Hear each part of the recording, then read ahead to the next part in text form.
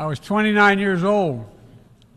Back then, we were living through an inflection point, a moment of tension and uncertainty.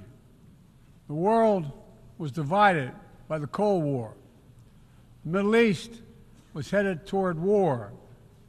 America was at war in Vietnam, at that point, the longest war in America's history. Our country was divided and angry, and there were questions about our staying power and our future. But even then, I entered public life not out of despair, but out of optimism. The United States and the world got through that moment. It wasn't easy or simple without significant setbacks. But we would go on to reduce the threat of nuclear weapons through arms control, and then go on to bring the Cold War itself to an end. Israel and Egypt went to war, but then forged a historic peace. We ended the war in Vietnam.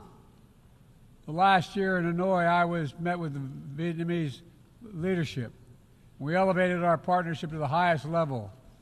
It's a testament to the resilience of the human spirit and the capacity for reconciliation. That today, the United States and Vietnam are partners and friends. And it's proof that even from the horrors of war, there's a way forward.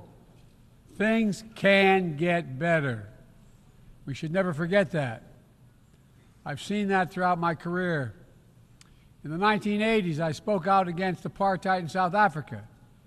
And then I watched the racist regime fall. In the 1990s, I worked to hold Milosevic accountable for war crimes. He was held accountable. At home, I wrote and passed the Violence Against Women Act to end the scourge of violence against women and girls, not only in America, but across the world, as many of you have as well.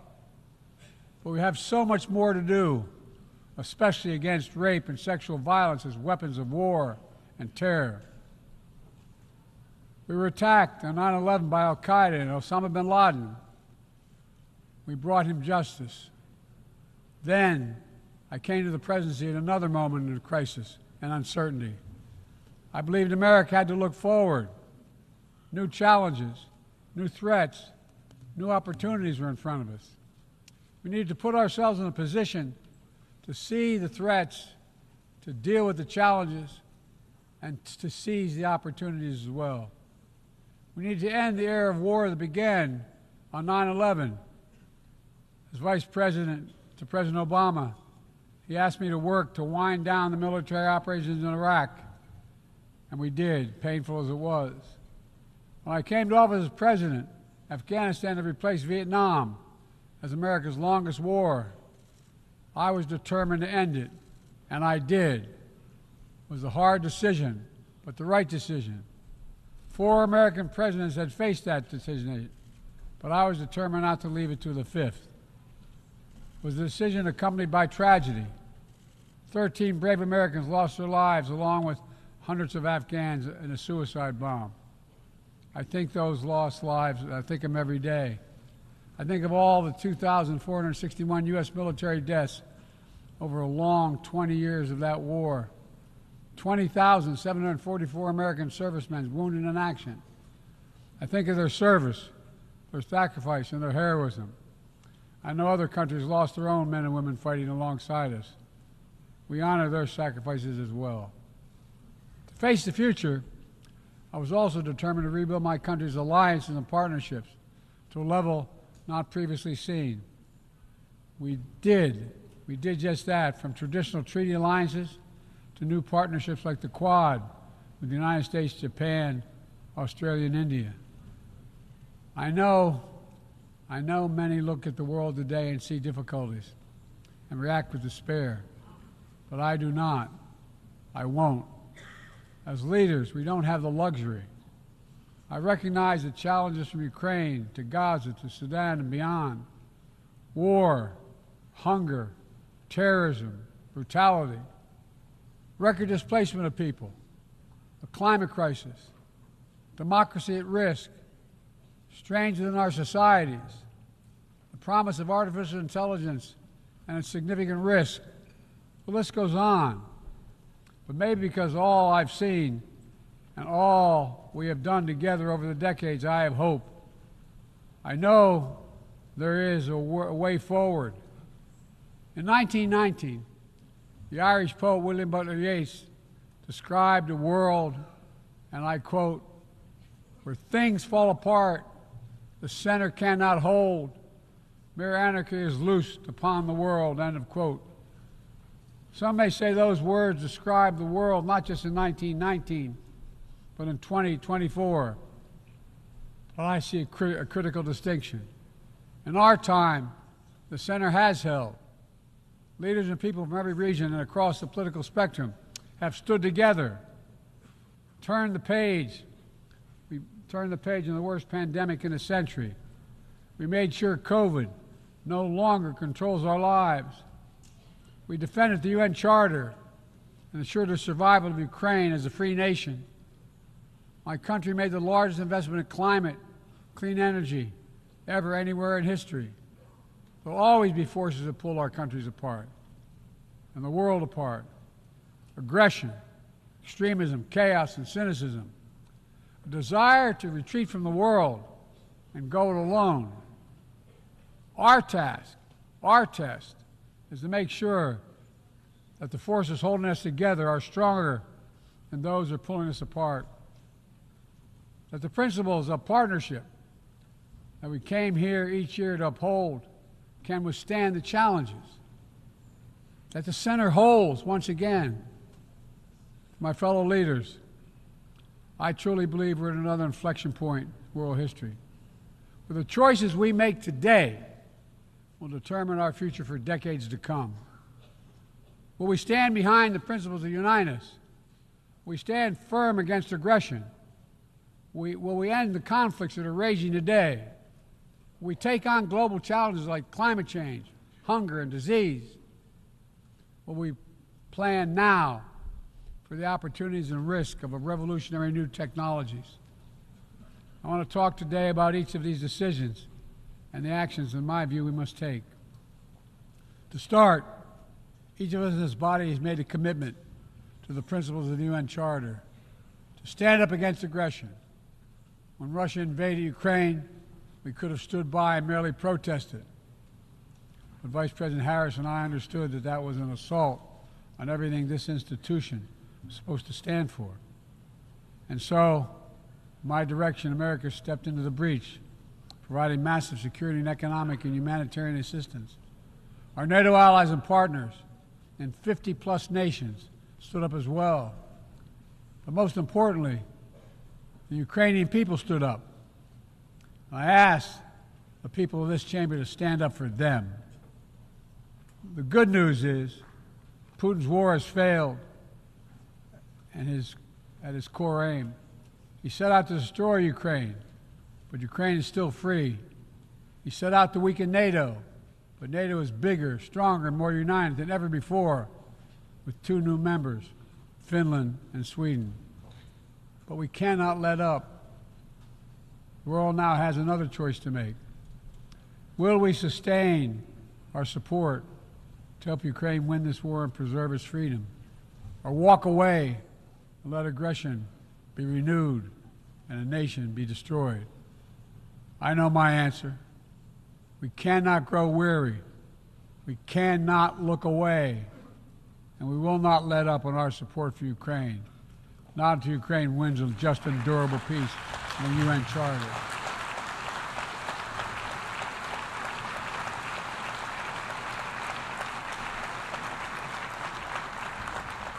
We also need to uphold our principles as we seek to responsibly manage the competition with China so it does not veer into conflict.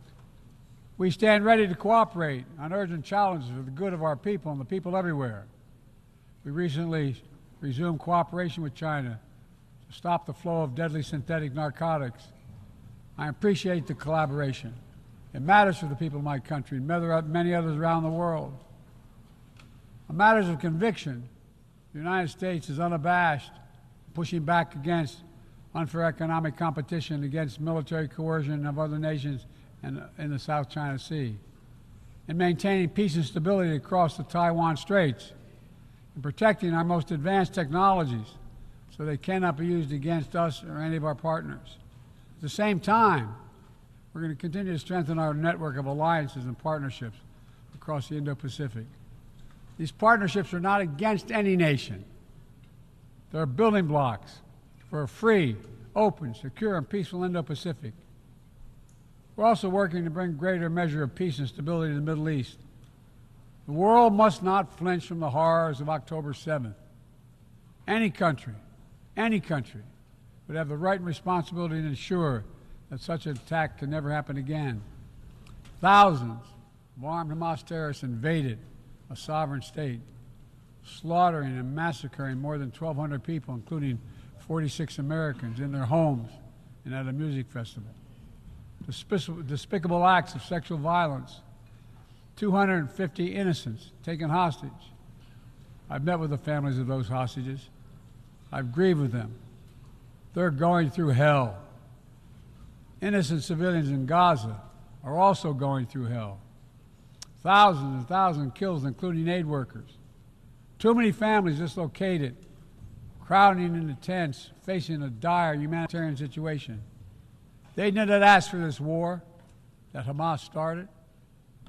I put forward with Qatar and Egypt a ceasefire and hostage deal. It's been endorsed by the UN Security Council. Now is the time for the parties to finalize its terms, bring the hostages home, and secure security for Israel and Gaza free of Hamas' grip, ease the suffering in Gaza, and end this war. On October 7th,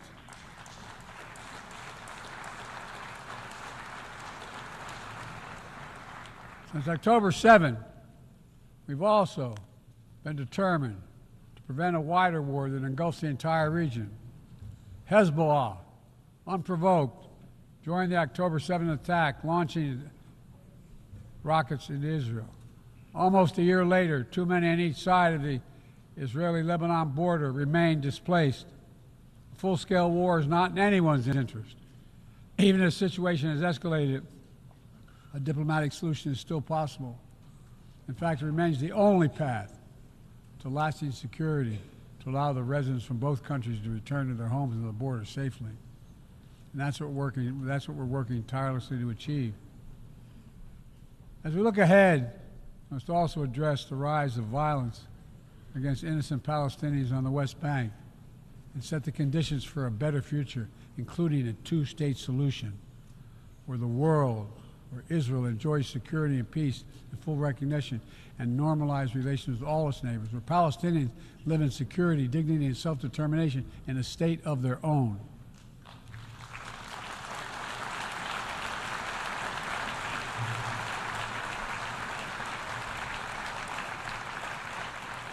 Progress toward peace will put us in a stronger position to deal with the ongoing threat posed by Iran. Together we must deny oxygen to its terrorist proxies, which have called for more October 7th and ensure that Iran will never, ever obtain a nuclear weapon. Gaza is not the only conflict that deserves our outrage. In Sudan, a bloody civil war unleashed one of the world's worst humanitarian crises. 8 million on the brink of famine. Hundreds of thousands already there. Atrocities in Darfur and elsewhere. The United States has led the world in providing humanitarian aid to Sudan. And with our partners, we've led diplomatic talks to try to silence the guns and avert a wider famine. The world needs to stop arming the generals, to speak with one voice and tell them, stop tearing your country apart, stop blocking aid to the Sudanese people, end this war now.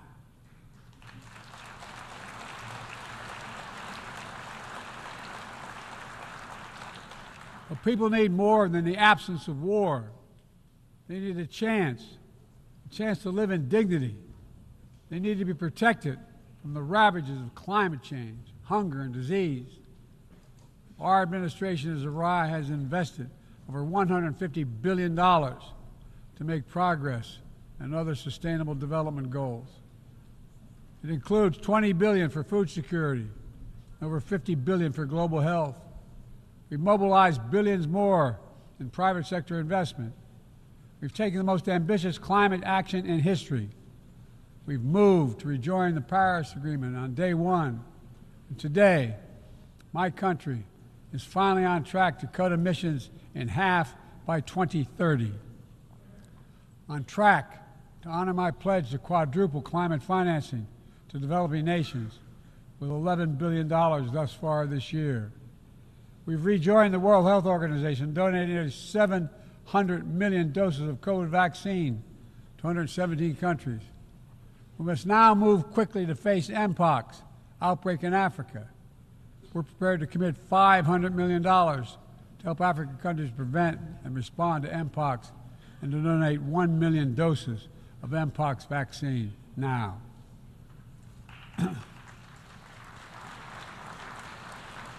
We call on our partners to match our pledge and make this a billion-dollar commitment to the people of Africa.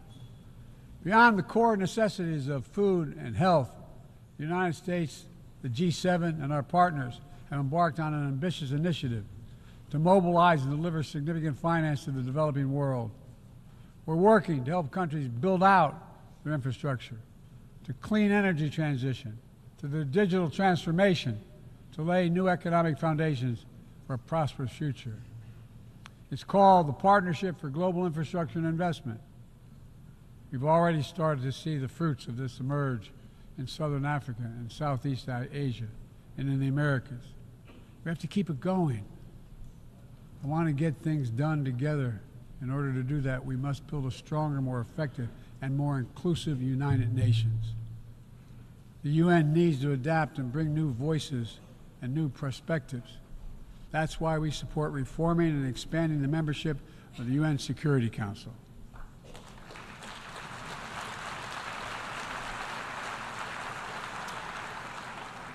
Our UN ambassador just laid out our detailed vision to reflect today's world, not yesterday's. It's time to move forward. The Security Council, like the UN itself, needs to go back to the job of making peace, of brokering deals to end wars and suffering.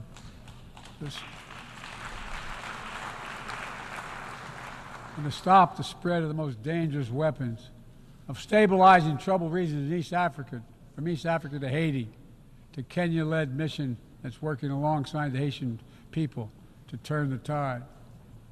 We also have a responsibility to prepare our citizens for the future. We'll see more technological change, I argue, in the next 2 to 10 years than we have in the last 50 years. Artificial intelligence is going to change our ways of life, our ways of work, and our ways of war. It could usher in scientific progress at a pace never seen before, and much of it could make our lives better. But AI also brings profound risks, from deep fakes to disinformation, to novel pathogens, to bioweapons. We've worked at home and abroad to define the new norms and standards. This year, we achieved the first ever General Assembly resolution on AI to start developing global rules of the road. We also announced a declaration on the responsible use of AI, joined by 60 countries in this chamber. But let's be honest, this is just the tip of the iceberg, what we need to do to manage this new technology. Nothing is certain about how AI will evolve or how it will be deployed. No one knows all the answers. My fellow leaders, it's with humility I offer 2 questions. First, how do we as an international community govern AI? As countries and companies race to uncertain frontiers, we need an equally urgent effort to ensure AI's safety, security, and trustworthiness. As AI grows more powerful, it also must grow more responsive to our collective needs and values. Benefits of all must be shared equitably. It should be harnessed to narrow, not deepen, digital divides. Second, will we ensure that AI supports rather than undermines the core principles that human life has value and all humans deserve dignity? We must make certain that the awesome capabilities of AI will be used to uplift and empower everyday people, not to give dictators more powerful shackles on the human spirit. In the years ahead, there may well be no greater test of our leadership than how we deal with AI. Let me close with this. Even as we navigate so much change, one thing must not change. We must never forget who we're here to represent. We, the people. These are the first words of our Constitution, the very idea of America. They inspired the opening words of the UN Charter. I made the preservation of democracy the central cause of my presidency. This summer, I faced a decision whether to seek a second term as president. It was a difficult decision. Being president has been the honor of my life. There's so much more I want to get done. As much as I love the job, I love my country more. I decided after 50 years of public service, it's time for a new generation of leadership to take my nation forward.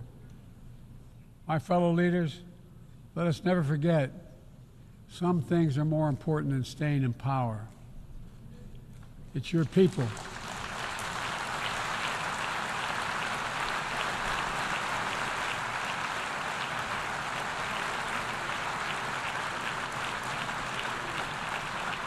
It's your people that matter the most. Never forget, we are here to serve the people, not the other way around. Because the future will be won by those who unleash the full potential of their people, to breathe free, to think freely, to innovate, to educate, to live and love openly without fear. That's the soul of democracy. It does not belong to any one country. I've seen it all around the world, and the brave men and women who ended apartheid, brought down the Berlin Wall, fight today for freedom and justice and dignity. We saw it, that universal yearning for rights and freedom in Venezuela, where millions cast their vote for change that hadn't been recognized. But it can't be denied. The world knows the truth. We saw it in Uganda, LGBT activists demanding safety and recognition of their common humanity. We see it in citizens across the world peacefully choosing their future. From Ghana to India to South Korea, nations representing 1/4 of humanity who will hold elections this year alone. It's remarkable, the power of we the people, that makes me more optimistic about the future than I've ever been. Since I was first elected to the United States Senate in 1972, every age faces its challenges. I saw it as a young man. I see it today. But we are stronger than we think. We're stronger together than alone. And what the people call impossible is just an illusion. Nelson Mandela taught us, and I quote, "It always seems impossible until it's done." It always seems impossible until it's done. My fellow leaders, there is nothing that's beyond our capacity if we work together. Let's work together. God bless you all, and may God protect all those who seek peace. Thank you.